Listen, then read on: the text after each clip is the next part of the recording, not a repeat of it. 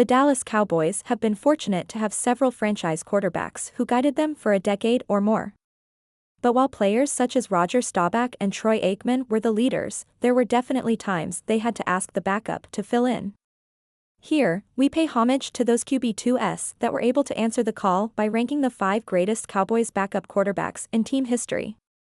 Note, players such as Vinny Testaverde weren't included simply since he spent 15 of his 16 games with the team as a starter following the release of Quincy Carter.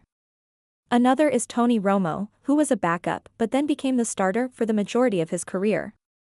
5. Randall Cunningham, 2000.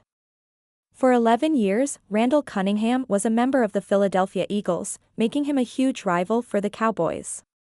He had a lot of success for them as well, going 63-43-1 as the starter while proving to be one of the more exciting dual-threat quarterbacks in the NFL. Cunningham retired following the 1995 campaign but then decided to return in 1996 with the Minnesota Vikings. He had a resurgence as he went 13-1 in his second season with Minnesota and threw 34 touchdown passes. After 3 years with the Vikings, he signed with Dallas as the backup to Troy Aikman. He spent just 1 season with the Cowboys but was asked to start 3 games that year. Dallas was just 1-2 in his starts, but Cunningham was impressive with 6 touchdown passes and 849 yards and added another touchdown on the ground. The roster in 2000 wasn't overly impressive, but Cunningham gave them a chance when he was called upon. 4. Jon Kitna, 2009-2011, 2013.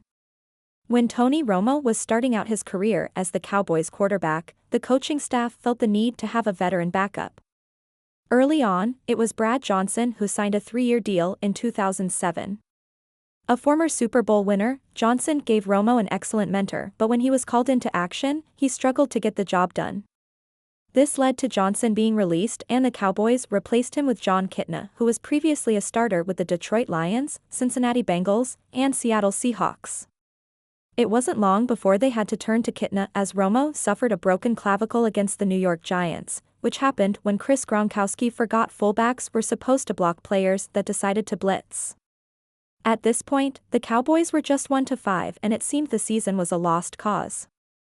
Even knowing they were never going to make a run to the playoffs, Kitna helped them improve overall. He was under center for 9 games and Dallas was 4-5 in those contests, and 1-0 with Stephen McGee, who had to make 1 start in place of Kitna. The 38-year-old Kitna completed 65.7% of his attempts for 2,365 yards with 16 touchdowns and 12 picks. While the interception numbers were high, he proved to be a solid addition and was never afraid to make the big throws. He returned in 2011 and only played in spot duty. Kitna was trusted enough by Jason Garrett that he was coaxed out of retirement in 2013 and backed up Kyle Orton, who had to start in the season finale. 3. Bernie Kosar. Born in Youngstown, Ohio, Bernie Kosar made no secret of the fact that he wanted to play for his hometown Cleveland Browns. After a somewhat controversial move to get into the supplemental draft, that dream became a reality.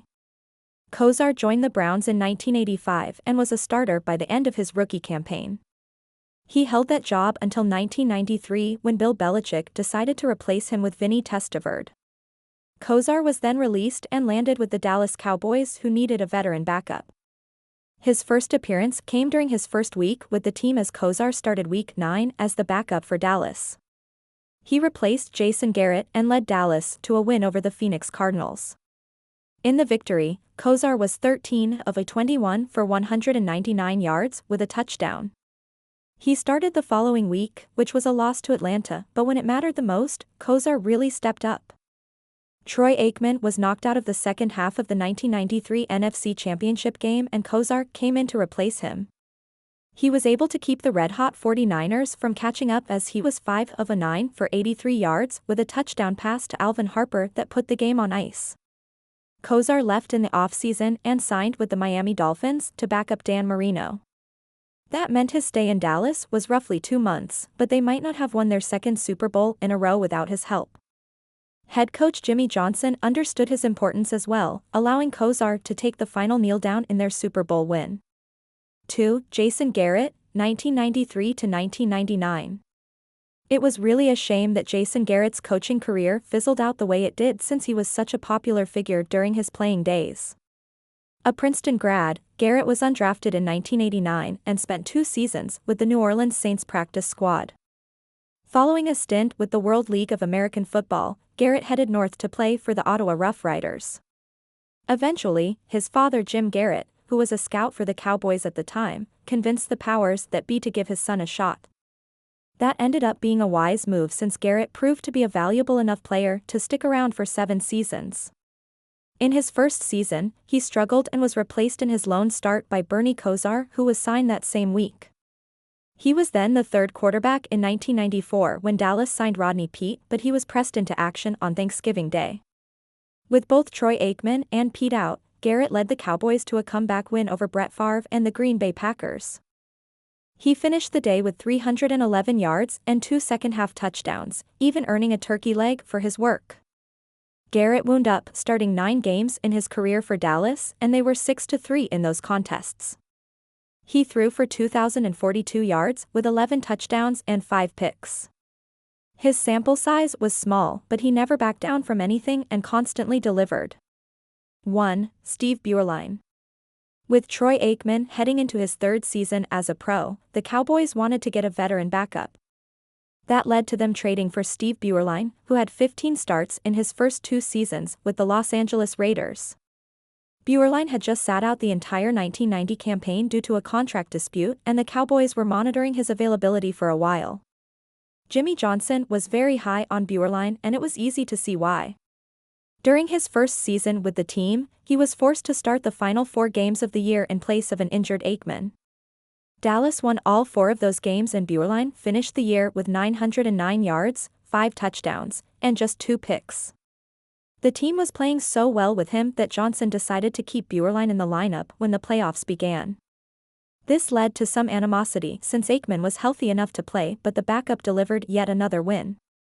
This time, he threw for 180 yards with a touchdown in a 17-13 victory over Chicago. However, his hot streak ended in the divisional round as he was replaced by Aikman in a 38-6 loss to the Detroit Lions. Beuerlein spent 1 more year in Big D and was the backup to Aikman when they won their first of 3 Super Bowls in the 1990s. Following his time in Dallas, Beuerlein became a journeyman who played for 4 different teams and made several starts for each one.